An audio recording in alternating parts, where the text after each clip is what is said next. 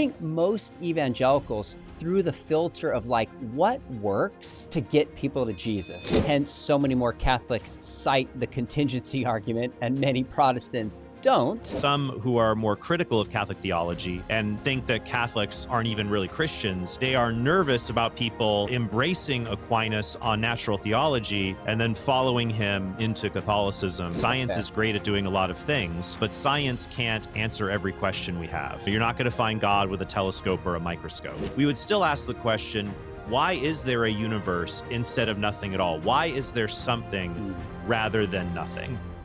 Well, I want to get into some of what you found in your survey, but let me just pause right here.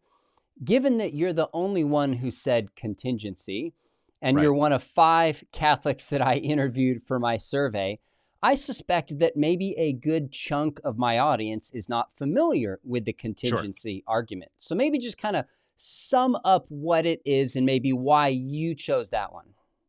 Sure. So I think when many Christians think of the cosmological argument for the existence of God, now we should also preface here, cosmological means universe or creation. Really, we should say the cosmological arguments for the existence of God, because there's a whole family of arguments that are focused on the universe as a whole as being evidence for God's existence.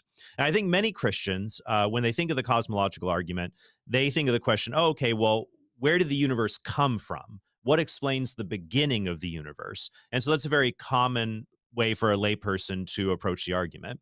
And that's summarized well in the Kalam cosmological argument. But the contingency argument says, look, even if the universe had no beginning, even if it had always existed, we would still ask the question, why is there a universe instead of nothing at all? Why is there something rather than nothing? And there are many different forms of the contingency argument, but I think one that works well just starts with saying, because some versions say, well, the universe could not have existed, so what explains it? And people might say, well, maybe the universe is necessary. Well, I don't buy that it has to exist. I agree. But you can start by saying, look, there are at least contingent objects. There are things around here that, did not have to exist. There are a collection of contingent objects. Well, why do they exist? Well, you could go back to you go back with a chain that goes back. And from there, you either get an infinite regress or you get a brute fact explanation. A good analogy would be a chandelier to understand the contingency argument. Like, what is holding a chandelier up above the room? You might say, oh, it's the chain, this chain, then that chain, then that chain. And they all hold it up, saying, well, maybe it's just an infinite number of chains. Well, but that still doesn't explain why it's hanging there at all. Why is it there instead of there being nothing above us? So the contingency argument seeks to explain the fact that the universe, however you arrive at that conclusion, did not have to exist. So there must be something, a necessary being, that which cannot fail to exist, must exist by definition, that explains why anything exists. And so I like this argument. It has some benefits from the Kalam argument in that it does not have to defend sometimes controversial premises about the past being finite. You could grant, maybe the universe were eternal, but why is there an eternal universe instead of just nothing at all? So if you're watching this and you're thinking, this is interesting, I have questions and objections, let me know. If a full video, either myself or bring Trent back, and we just spend an hour walking through the contingency argument, would be helpful. Let us know in the comments. Let's take a step back. Trent, maybe tell us what you found in your study. Sure. So I went through, I had 50 responses, and I decided to best compare it to your study. I used the same categories that you used for your original survey. So I divided them up into 5 categories: existential arguments to the existence of God, the unique arguments, the moral argument, evidence related to Jesus, and then finally creation, which is a pretty big category. No one offered an existential argument like a transformed life, for example, or saintly conduct. No one put that forward. We could discuss the reasons for that, why, in a little bit. Then we had the unique arguments. About 12% of respondents, so kind of a grab bag. I had a few ontological arguments. I had common consent, which is an interesting one. I think that argument can actually be retrofitted. Many people will scoff. That's the one that says, look, the vast, vast majority of people throughout history have believed in God, and the vast majority of people are more right than wrong about things. So that gives us good evidence that God exists. This argument is frowned upon. A lot of people say, well, can 50 million Elvis fans be wrong? Yeah, they can. But actually, if you think about it, Yeah. when you look at a large numbers of people, the majority have been wrong about some things, but they're usually right about most things. And so that should give us some credence there. So we had some of those unique arguments. The moral argument was lower. Yours was about 21%. Yeah. And so mine was a bit lower, about 12%. And I noticed it was more the popular level speakers and writers who opted for the moral argument. The philosophers that I interviewed and asked that for surveyed did not pick the moral argument, actually. So that was a bit lower. The evidence for Jesus was about the same. That was about 12%, though that would include other interesting things like fulfilled prophecy or things like Eucharistic miracles, which is more of a distinctly Catholic idea. Sure. And then we had a much bigger creation block out of the pie chart. So I'm trying to remember. I think yours was it like half? It was about half, I think. Yeah, it was like 47%, just shy of half. Yeah. So mine was 64%. It was just shy of 2/3 picked creation. But then what gets interesting, if you just, instead of taking away the creation category, this last 64%, here's how I would break it down. 26%, 1/4 of the respondents picked the contingency argument by name, like I did. Wow. Another 24% said the arguments of St. Thomas Aquinas, either a particular one or all of them, but they picked some kind of argument of St. Thomas Aquinas. And then the last 14% were other arguments you might call creation arguments.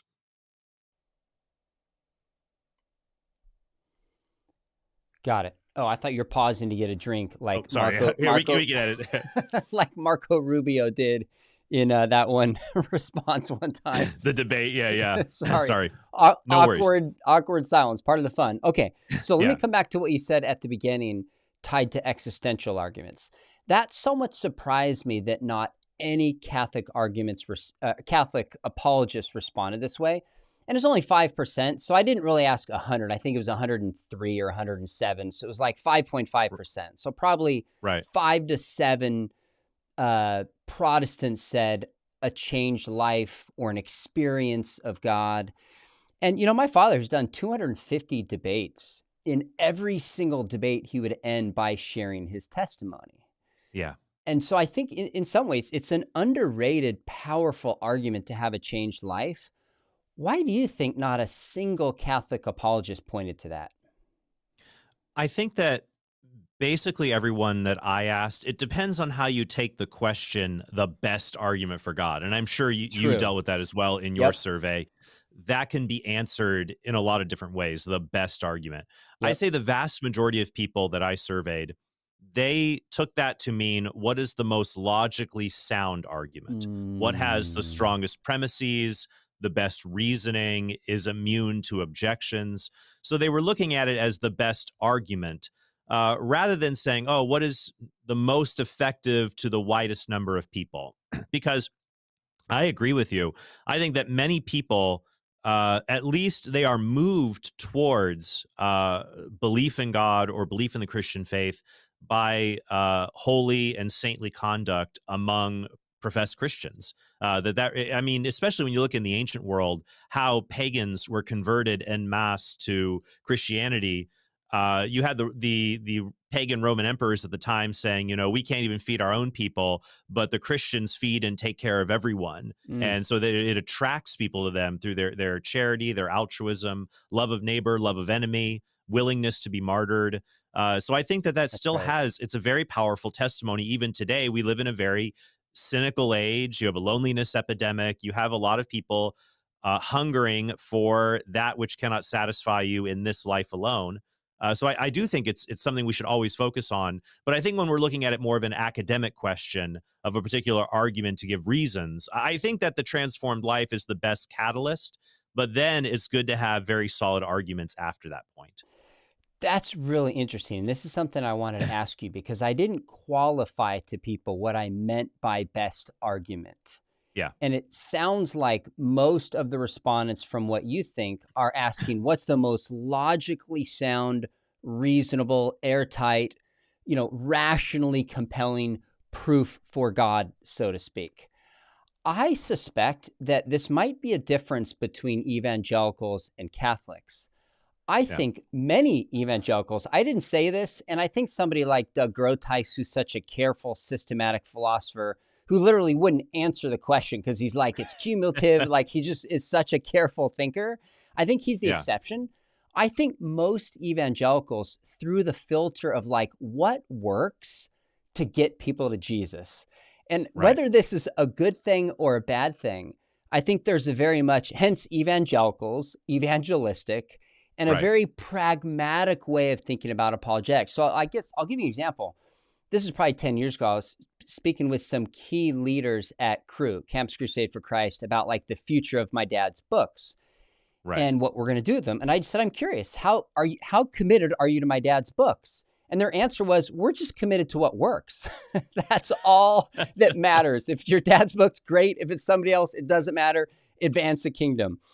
So Right. this might be a weakness in the survey that I didn't clarify. And if I had clarified, we might have got different responses. But I also think your contingency and my contingency probably processed this a little bit differently. Do you agree with that? What's your sense of that point?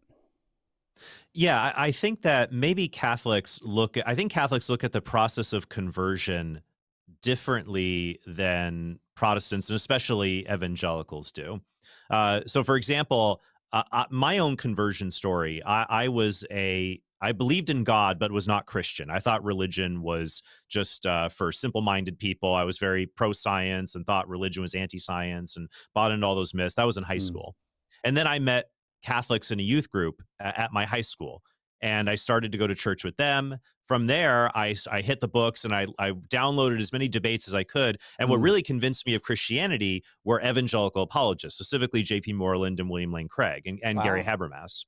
So I remember this was back in the year 2000, 2001, 2002, before YouTube. So I just found some debate transcripts, painfully downloading William Lane Craig debates, put them on floppy disks. And but that was what really motivated and moved me. And then I started doing theology work to figure out, okay, well, what denomination do I want to be a part of? And then I chose Catholicism based on a historical investigation. But to become Catholic, to enter the Catholic Church, just like people today, there is a process. Back then it was called RCIA, the Rite of Christian Initiation for Adults. Now it's called OCIA, but it's a 9-month process. You start in September and you do weekly catechetical sessions to learn about the Catholic faith, and you go through various rites and things where the priests and the congregation, they pray over you. But it's a process that goes on for about 9 months that culminates at the Easter Vigil, where you receive I received baptism, other people received confirmation, where I was baptized and then fully received into the church and became Christian, receiving, valid baptism. But I think so that's like a 9-month process. Now, if someone's in danger of death or something like that, you can obviously speed it up.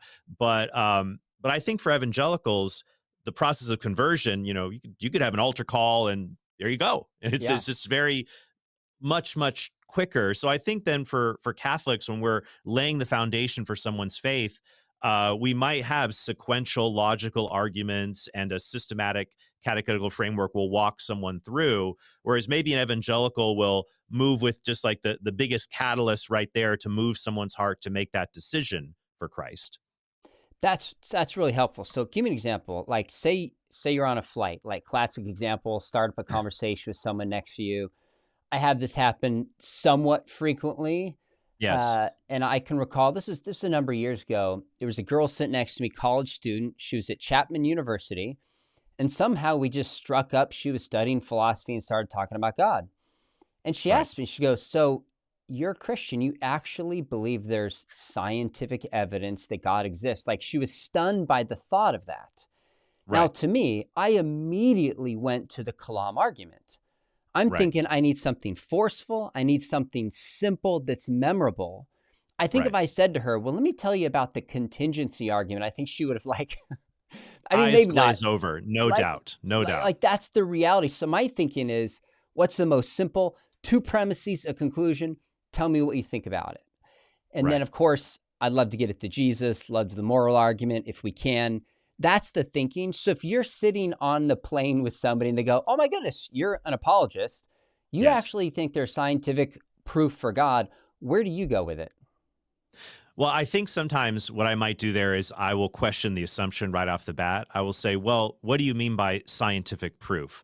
Because I agree with you, That's science fair. is great at doing a lot of things, but science can't answer every question we have. You know, you're not going to find God with a telescope or a microscope, but science can't answer every question that we have. Mm, Science can't tell us what science is. Science can't tell us the laws of science are going to be the same today as they are tomorrow. Science can't tell us why is there something to do science on anyways instead of nothing at all. So I always want to make sure that when I engage someone, to get them to question their assumptions right off the bat there. And then I might just try to figure out, okay, what is the person? I might put forward a platter of reasons to say there's mm, things that science really cannot explain to us. Why is there something rather than nothing? Where did everything come from? Why do humans matter? Why do human collections of molecules matter more than other collections of molecules that have intrinsic rights and dignity, that we ought never to use humans as means? They should only be treated as ends, things like that. So I think that I might go down that road. I will say, though, that one thing Catholics can learn from Protestants are just really good at giving their testimony as like an elevator pitch. Like, here's mm, my story. Here's what Christ has done in my life. And I think for Catholics, those who are converts like myself have a better ability to do that. For many Catholics, though, they grew up in Catholicism and they're not converts, they're reverts. Maybe they grew up and maybe they had to come back to the faith and own it for themselves, or it's just they had a solid faith and they always grew up that way. And so to talk about what Christ did in your life, it's like, oh, I don't have a dramatic conversion story, mm. but here's why I love the Lord and here's, why I live my faith. But being able to succinctly give testimony to break the ice with someone, I think is very, very important to get them open minded to it. And that's one thing Catholics can learn from Protestants. This is an important conversation because I think you're right. Protestants are good at that. It's the way that we think in terms of like elevator pitch, get somebody Jesus, share my story. But on the flip side, maybe not have some of the depth that we need philosophically speaking. Hence, so many more Catholics cite the contingency argument and many Protestants don't.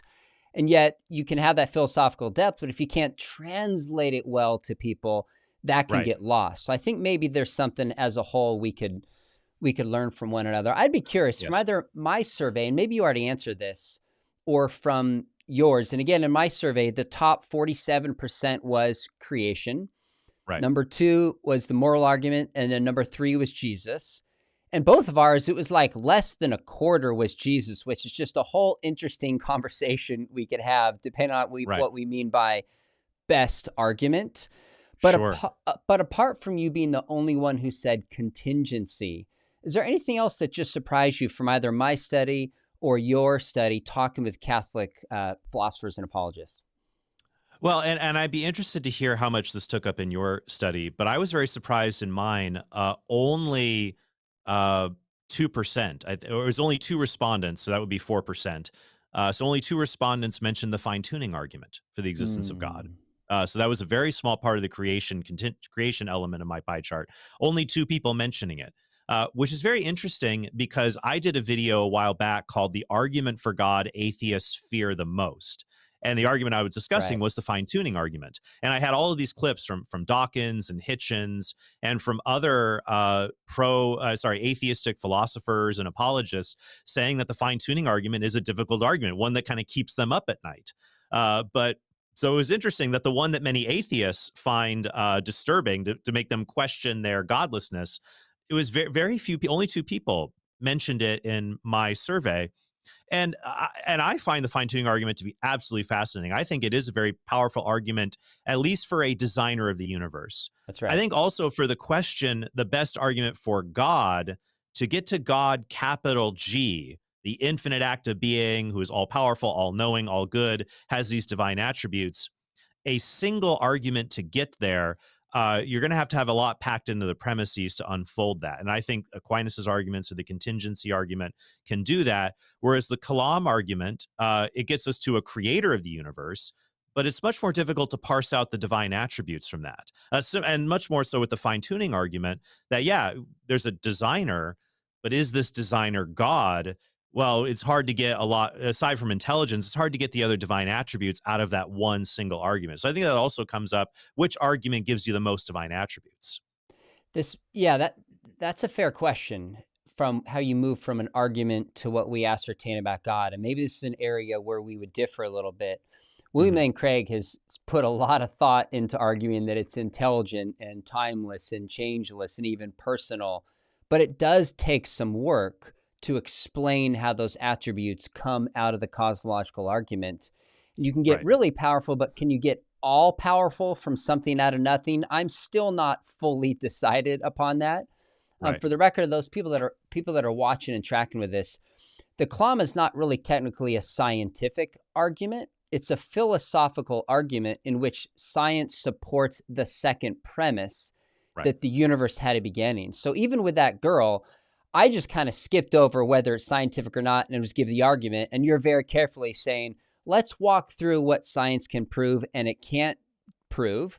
That's a very Right. effective way to kind of challenge somebody's premises as well and assumptions that they have. So there's multiple ways to skin a cat.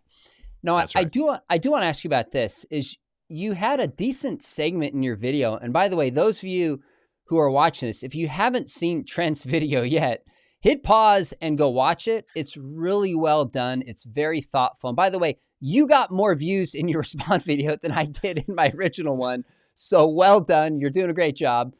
Thank you. One of the things you talked about was Aquinas's 5 ways and Yes. how unfamiliar it seems that many Protestants are.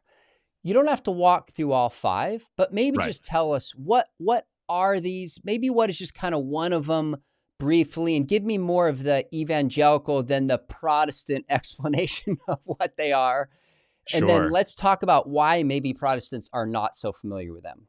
Sure. So Thomas Aquinas, well, Thomas from the village of Aquino in Italy. Aquinas is not his last name; it's where he's from. He was born in 1274.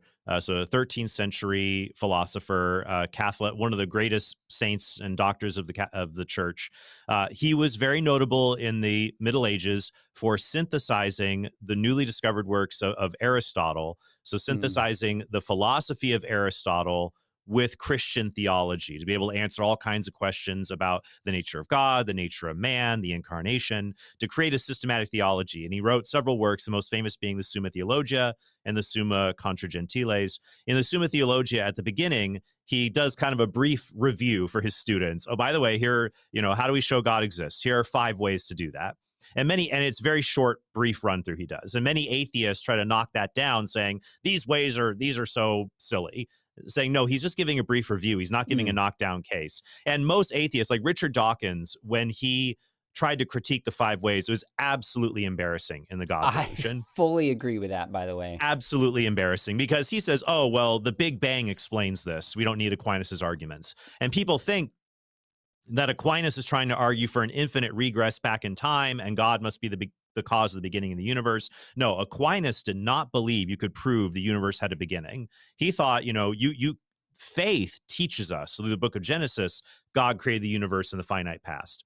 But Aquinas did not think you could prove that by reason alone. So his arguments say, look, even if the universe were eternal, there are things about the universe that show there must be a God. And he has 5 ways. The first 3 are cosmological arguments. The 4th one deals with grades of perfection, going to ultimate perfection. And the 5th one is a kind of design argument showing that everything is ordered towards a particular final cause. And so there's intelligence there. He said that the most manifest way is the first way. And that's the one that I really like a lot. And it basically goes like this. It's the argument from motion, which also means change, really. When something changes, like let's say when water becomes ice, it has 2 elements with it. It has potential and actual. So liquid water is actually wet and liquid and moving, and it's potentially solid. Now, to actualize that potential, something else has to do that. Water doesn't just freeze itself. The air has to lower temperature. Okay, but for the air to lower temperature, that's a potential. It has to be actualized by something else. And so we look in the universe, there's this whole network of chain of actualization. And so the question is, all right, well, is it just an infinite chain, or does it terminate in that which is pure actuality itself? Similar, a good analogy would be a train. You see a boxcar moving on a train. What's pulling it? Well, the next car. Well, what's pulling that? Well, the next car. Is it just an infinite series of boxcars? No, it could still just be an infinite train that's sitting still. It needs a locomotive. It needs a car that gives motion without receiving motion. And so God gives actuality to all things without receiving it from anything else. So Hmm. God is not a being with a lot of powers. God just is being.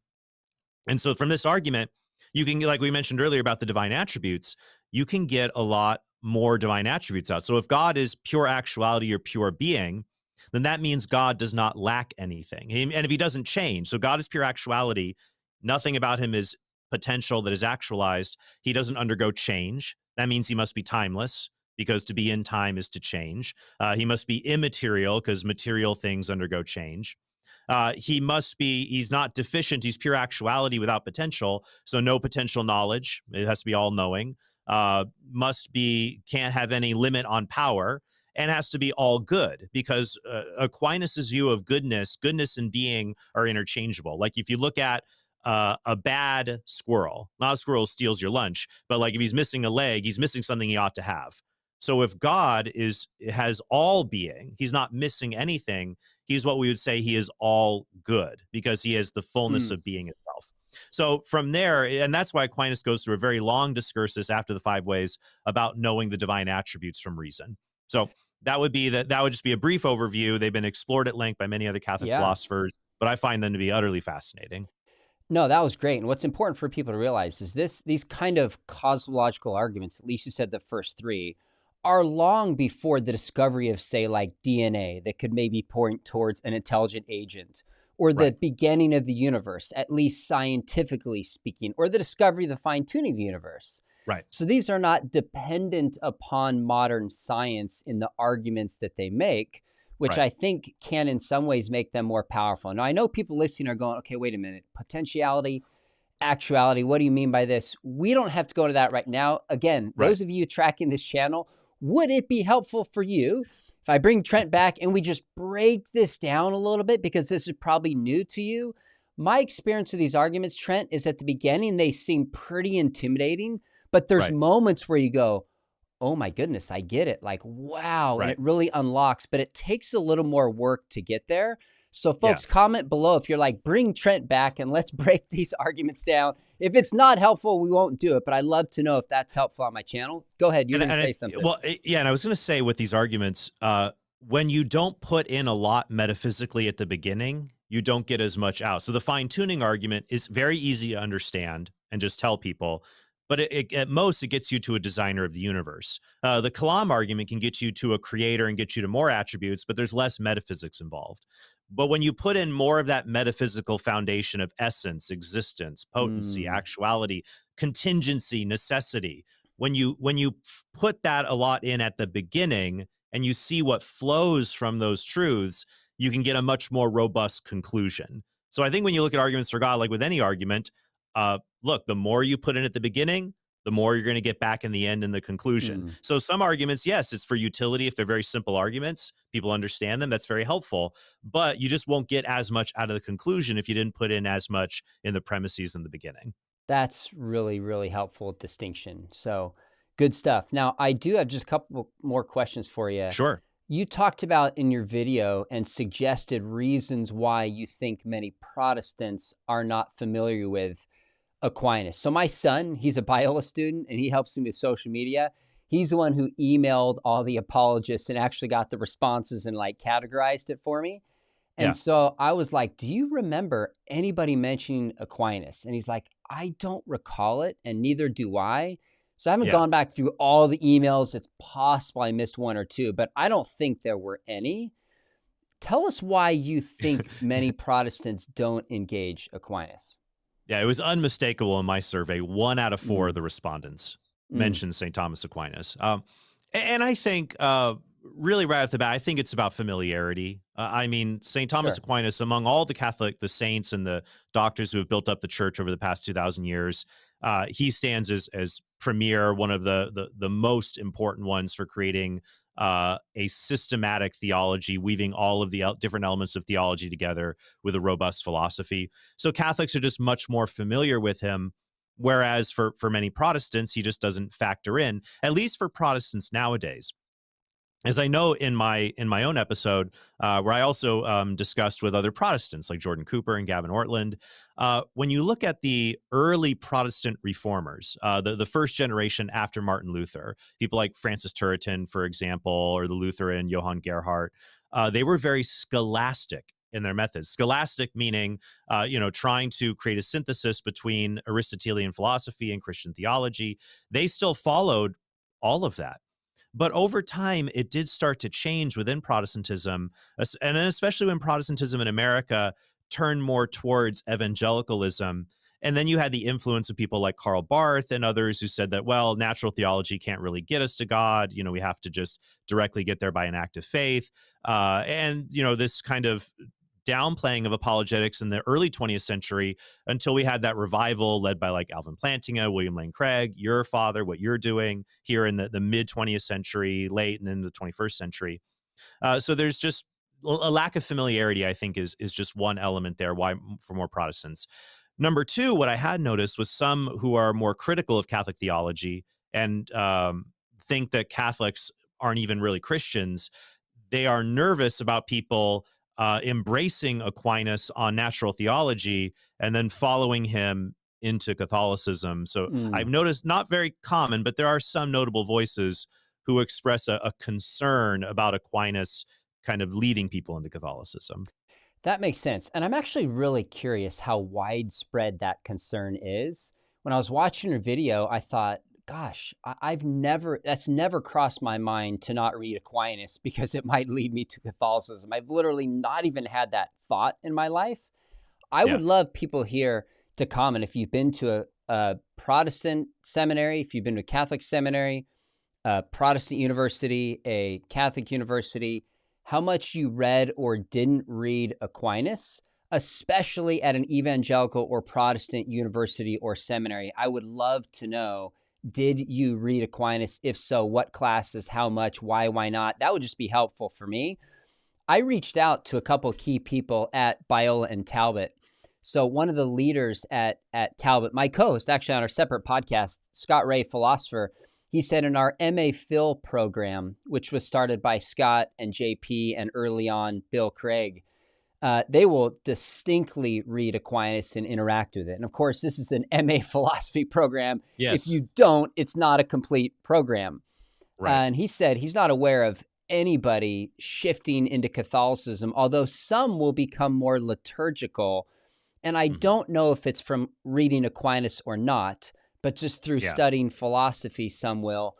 And then we have an honors program that I think is one of the best in the country. You're probably familiar with it, Torrey Honors Program. And they'll read, I was told actually texted this morning, like 6:30 in this morning, I texted one of the heads of it and I was like, hey, do you guys read, Thomas Aquinas? And he texted me, he said, Torrey students read a couple hundred pages of selections from the Summa Theologica their Great. sophomore year and discuss it for 6 hours, which I think is Yes. awesome. He said, I'm not aware of any students who convert to Roman Catholicism Sure. because of it. So I So really don't know how widespread it is. Again, I'd love people to comment if you've seen this happen, if you have that concern, how much you read, and this would be helpful to me. But tell me your reaction to that. Well, I think, yeah, and how it's widespread. Like, I wasn't making a claim in my original video that anybody who reads Aquinas Of is course. on their way to Catholicism. But the concerns over it, I think the people who are don't incorporate Aquinas as much because of the concerns. I think you will find that more among Protestants, because really there are two kinds of Protestants when talking about relations to Catholicism.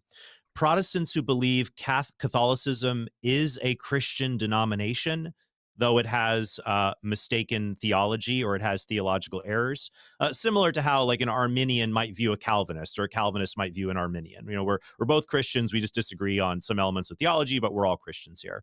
And I'm finding that is the more common view among Protestants and Oh, evangelicals I engage nowadays. That Catholics are Christians. They have the gospel, but there's elements of their theology that you disagree with.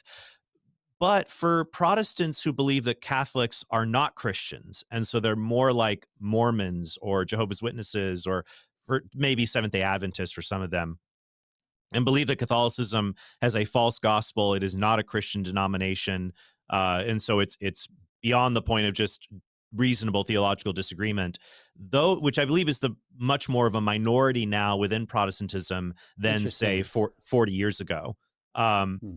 Within that smaller group, I think they're more likely to not incorporate Aquinas out of the concerns I mentioned earlier. Because I think many of the people that you've engaged at Biola and Talbot would probably hold what I might call the friendlier view of Catholicism. Friendlier view. I like that. I maybe this is nitpicking. Maybe you would agree with me. In my experience, I don't know that most would say Catholicism is just another denomination. I don't know if they'd use that word. Maybe I'm wrong. Like Sure. there's Calvary Chapel, Presbyterianism, Baptist, and Catholicism. I think Right. that more ecumenical group would say, yeah, it's a different branch of Christianity, but Right. it's not heretical. And we differ Yes. over the Pope, we differ over purgatory, we differ over, these are not insignificant differences. We Sure. even differ over how, salvation by works and faith plays itself out. But the Right. gospel can be found in there. So I want Yes. to partner with them. That's probably how my experience, and if that's, it sounds like you agree with that. I think Yeah. probably most evangelicals fall in that camp. Is that a fair Whereas nuance? absolutely. And I think 40 years ago, when Catholic apologetics had a resurgence in the United States through Carl Keating, Scott Hahn, and others, what they were combating, there were many more evangelicals who would say Catholics have a false gospel. They're on par with Mm, Mormons, Jehovah's Witnesses. They need to be saved. They are not Christian. That view, I think, has dramatically decreased in the past 40 years. That I would agree with you. It's not just like when a Methodist becomes a Lutheran, it's not that big of a deal. But if a Protestant becomes a Catholic, it's sort of a big deal. However, though, I have noticed among those who are very skeptical of Catholicism or who consider it not Christian, they will even be concerned about a Baptist becoming Anglican. mm. They'll have a, because they're like, you noticed here about studying Aquinas, that desire for that high liturgy, high church view. That's where they have a concern there. So yes, I agree that it's not Protestants today, the people that you engage with, that I've engaged with, would not say it's not just another denomination. It's a bigger divide, but we're all still united in the gospel, the life, death, the resurrection of Jesus Christ. Yeah, that's helpful. You played some clips about some evangelicals expressing concern going towards Anglicanism. I mean, I have some good, dear, close friends and people I work with, in the Protestant world who are Anglicans. And that really Yes. hasn't even crossed my mind about it being a level of concern. It's more like you appreciate the high church and the tradition and some of the practices, like some of the positive things you see within Catholicism without Right. maybe some of the theological differences. But you're right. There's a segment of people that would have a concern about that direction. That's a separate And conversation. their Yeah, go ahead. concern is that it is one step away from the cliff into a non-Christian false Mm. gospel church. And that's why, whereas you would say, oh, it's just one step away from another branch in Christianity, but one that has significant issues, but another branch nonetheless. We're like teetering on a whole lot of conversations that you and I could have about We'll this, have to have important a part ones. two. Yeah. Folks, let us know what would be helpful to you. On this channel, I have a lot of debates with people. I've debated pronouns. I've debated whether we have toxic empathy or not, CRT and other things. I'm not super interested in Catholic Protestant debates. That's just not my lane. That doesn't interest me to spend my time on that.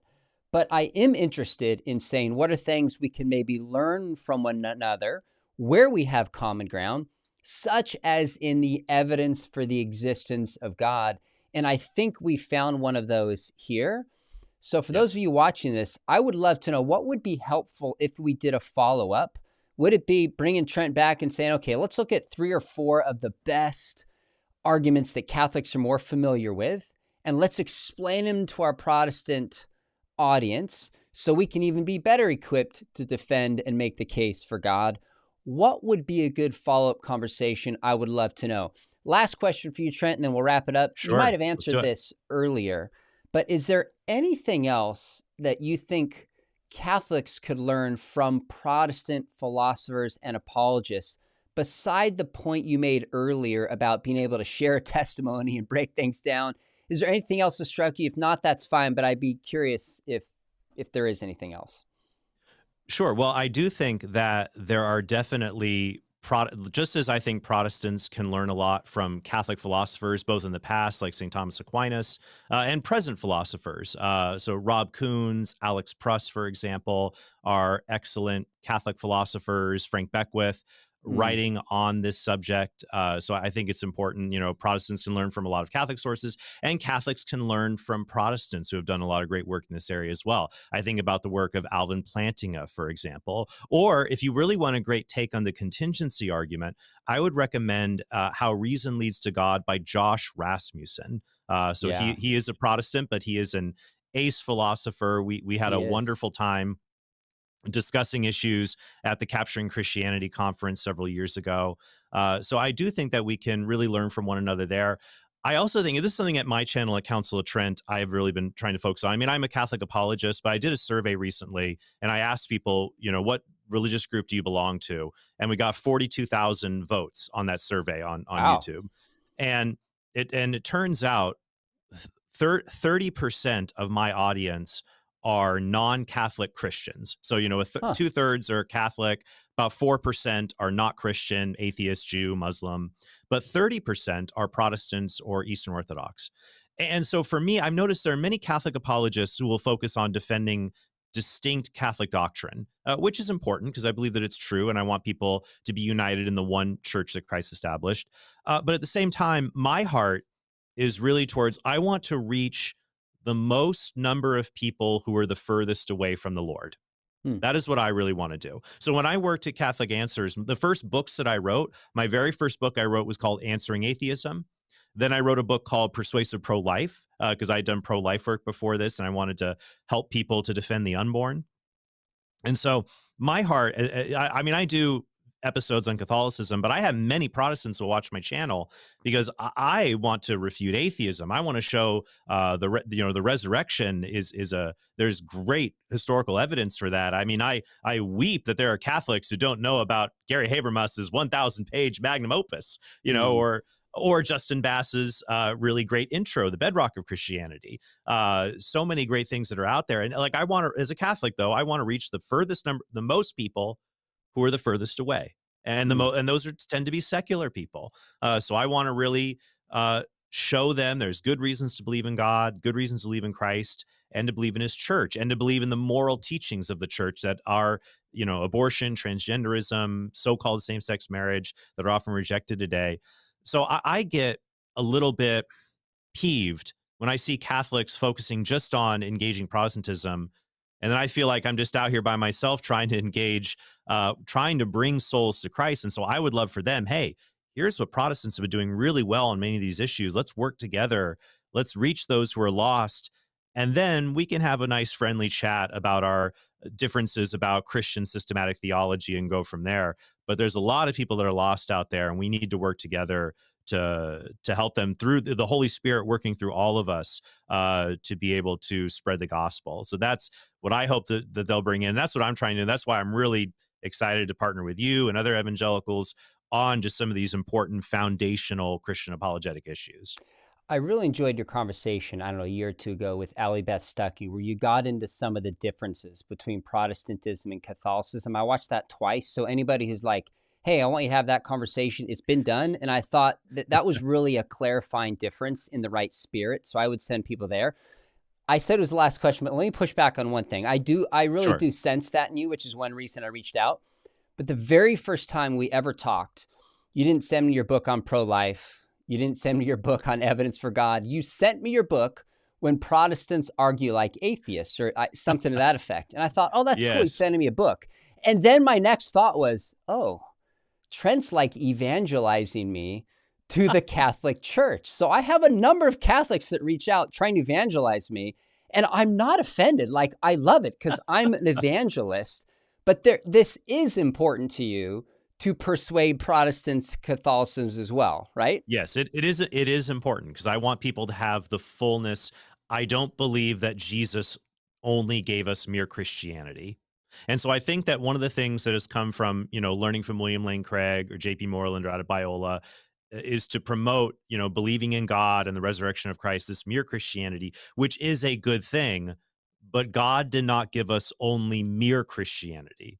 We have the Christianity is the fullness of the faith, and there are important doctrines beyond mere Christianity to defend. For example, combating errors like universalism, for example, or acceptance of, even in the evangelical world, of those who would accept the morality of same-sex relations, things like that. So there's things, mere Christianity is good to start, but we have to go beyond that, and that will get to important theological and sacramental issues. Now, in sending you that book, Sean, I thought it would be an interesting way to go, but in writing that, it wasn't purely just for, sharing Catholicism with Protestants.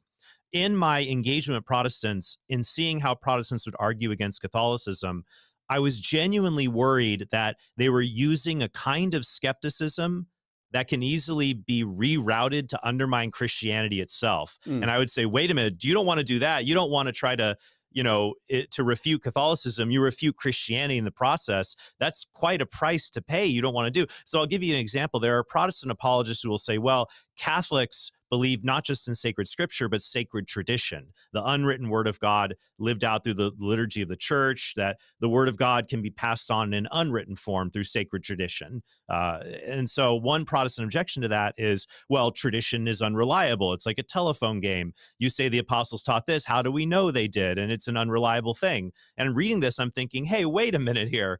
That you don't want to go that route, because how do we know the events in the Old Testament happened? The New Testament, the life and teachings of Jesus Christ existed as a tradition for decades before they were written in the Gospels. I would say, wait a minute, don't argue against the ability to transmit things over time. So similar things like that, I noticed, wait a minute, it's okay to have disputes, but you don't want to use an argument that will end up undermining Christianity itself. Let's try a different argument, and we'll discuss those differences. Got it. So you're trying to help Protestants be better Protestants. Makes sense. Exactly. All right. I feel like there's a million things we could talk about. Folks watching this, let us Sure. know what conversations would be helpful between the two of us. And make sure you hit subscribe. We've got a lot of other topics coming up that you will not want to miss. And Trent, I enjoy your channel. Of course, there's going to be issues that you and I differ on between Catholics and Protestants, but you engage YouTube really well. You have good content.